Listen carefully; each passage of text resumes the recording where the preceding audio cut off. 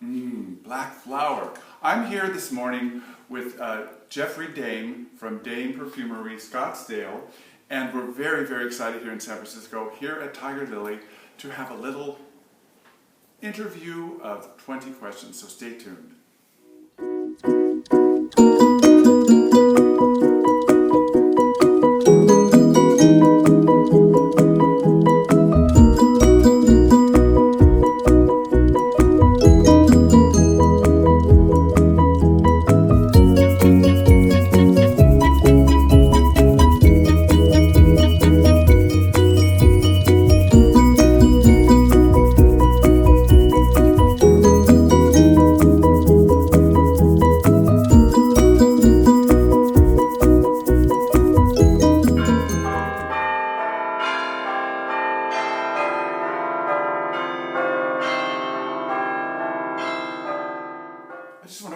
Welcome to San Francisco. Thank you. Really great to have you. I'm excited for the 20 questions. The 20 questions, the infamous 20 questions. So let's get started. Okay, let's go. Who inspires you? Individual people and their stories and how they talk about perfume and their lives. It's not a particular person. Mm-hmm. It's just all of the little stories that come to you in person in particular. You inspire me. Antonio inspires me, and all of the people that I talk with one-on-one about perfume. It's just a constant inflow and outflow for myself, contact with people. Okay, question number 2. What makes you want to get out of bed in the morning? Actually, I don't have any choice because I have 2 Cocker Spaniels, and they just jump up on the side of the bed and get me out of bed. But other than that, it's just to start the day. The sun is up and the day begins, and it's fabulous. Number 3, what is your favorite sensation? Touch. Touch. Holding hands. Touch. I notice you have a great handshake. I do. How nice. Okay, number 4, what is your favorite word to describe perfume? I don't have one. I would just say just lovely or beautiful. I don't have one favorite word. Okay. What's the most overused word to describe perfume that you hear? I don't hear anything overused. What I find fascinating is 2 words. And this is years and years of being in the perfume business. There's really only 2 words that people describe fragrance with. And again, this is people who wear the fragrance. They use 2 words, and the 2 words are clean and sweet. Mm-hmm. And in general, when you have a conversation with someone about a perfume that they're not sure of, they'll use the word sweet. Oh, it's too sweet. Even if it's not. And if they love a fragrance, typically they use the word clean. Mm-hmm. Even if it's a deep and spicy Oriental, they'll say, oh, it's so clean. I love that fragrance. Interesting. Yeah. So clean and sweet are my 2 words. And what is your least favorite perfume note? It's lavender. And the reason is that I love lavender. It's my favorite note in terms of just diving into it, but I can't wear it. Mm-hmm. So I'm speaking of a least favorite note as it relates to what I can personally wear. So I'll think lavender, I'll smell lavender, I'll love lavender, I'll create something with some lavender in it, and then when I put it on my body, I gotta get it off. It's poison. Yeah, but I have no idea why. And lavender is such a basic, component of so much freshness, especially in men's. Mm-hmm. But I can't wear it, so it's it's least favorite for me. But that's a personal choice, not a perfumery choice. Mm-hmm. Okay, what turns you on creatively, spiritually, or emotionally? Any of those, or all of them? It's again, it gets back to people. I approach perfumery differently, I think, or I shouldn't say differently. I approach it in my own way.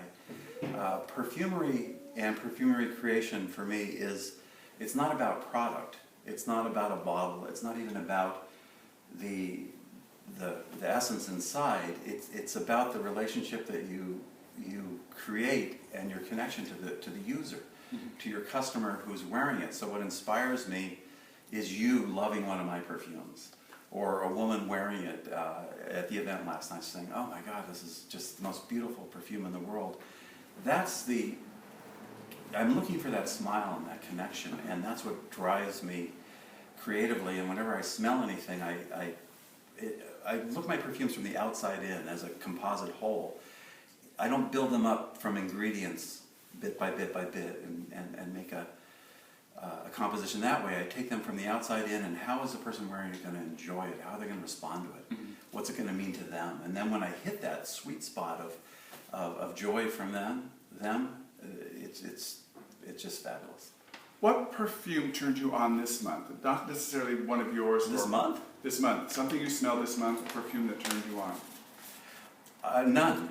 Okay. And the reason is that in perfume creation, and you see a lot of perfumes yourself, I'm covered in perfume every day. And I'm, at any one time, which, lucky me, I'm covered in perfume all the time. And so at any one time I have a fragrance that I'm working on that's almost done, and I might be having bits and pieces of that, because everything goes on my skin. I'm not very good with blotters. I actually don't like blotters at all. And then I'll have some raw work that I'm doing, completely unfinished on, and 3 or 4 other things that I'm playing with. So it's this whole melange of different fragrances that's always surrounding me, and I move a little over here and a little over there. But I rarely, if ever, have any time to go out and smell different fragrances that might be appearing from other perfumers. Right. And Exactly. one of my, it's not a great disappointment, but I'll rephrase it, one of my joys is when I can have a perfume creation free day, which is rare, and just take something that I've made and just wear it for the day, just in that simplicity. I understand. Who excites you? Who excites you in the world of perfume? A man who excites you also, my friend Andy Tower. Exactly. Yeah. He's absolutely fabulous, and I think one of the things I enjoy doing as it's a hobby is street photography. Is walking the streets as we here in San Francisco do, and just taking, street photography. You're out just shooting people on the street. I just love that rawness from the street up, and that's what I like in perfumery too. And I think a lot of the American perfumers that are operating outside of traditional structures with that freedom and that creativity are functioning that way. There's a number of them here in California. Andy functions that way. He does what he likes. It comes up from the street. It comes up from, it's again that connection with the customer, coming from them up rather than top down with some formal structure. What turns you off about the industry side of perfume? It's too serious, too formal, too pedantic, dull. It's formulaic. It's just so structured and preening that it's just a good part of it. That they forget, or not they. The whole mission is to bring joy into people's lives and enjoy perfume, and it's not about a production. It's simply putting fragrance on skin and having somebody go, wow. And that's it. There's nothing more complicated than it. That's all it is. I'm wearing my perfume. I love my perfume. Do you like the black flower? I love it. Are you kidding? It's like, right? That's it. Okay, that's the whole business. That's all of it right there. That's wonderful. That's it. What smell in nature do you love? I like rain after it's finished. And so I'm in Scottsdale in the desert right now, but I lived in Manhattan, New York, and here we are in San Francisco. When I got up this morning, it hadn't rained, but the fog had dropped on the street, and so the streets were wet, at least where I was over in the Mission over here. So I like that. It's a smell and a sensation of dampness. And so you get that from the street, that subtle dampness, and you also get that in the desert, especially after a monsoon. You just get this subtle, it's not ozonic, it's not perfumey, it's just a subtle, wet dampness that comes off the desert or comes off the streets, and it's very much the same.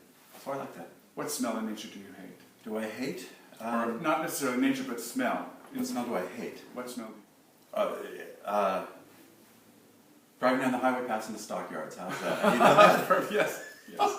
Right? Harris Ranch. It's Right? It's pretty bad, although at some point somebody's going to introduce that into perfume. It'll be the new mood. We'll do stockyards. The new Road apple. What historical person do you imagine would have smelled wonderful and why? A historical person, Winston Churchill, because he did. Oh, go on a little bit about that. I started out, I've been so fortunate. Many people at the party last night asked me, how did you get involved in perfumery? And I was lucky. I was in college in Colorado, and I went on an internship to Neiman Marcus in Dallas, Texas. They put me in their executive training program. This is 1980. And randomly, they put me in the fragrance buying office at Neiman Marcus. So I'm working at Neiman Marcus, all these huge launches. Oscar de la Renta was launching his Pour de Nuit fragrance, and it was insane. Parties once a week, and I'm 20, 21 years old, just living the life like we are now. And I didn't know anything about perfume. And the saleswoman at Neiman's downtown, where I was working, took me over to the Penhaligon's display, and at the time they still had the crystal stoppers. I don't know if they still do. The bottles all had crystal stoppers. And she says, if you're going to start out in fragrance, start with this. And she took out some Blenheim bouquet and said, this was Winston Churchill's. And it was named after the palace where he was born. Was it? Yes. Oh, I didn't know Blenheim that. Palace. Yes. Yeah. So Winston Churchill used to wear this.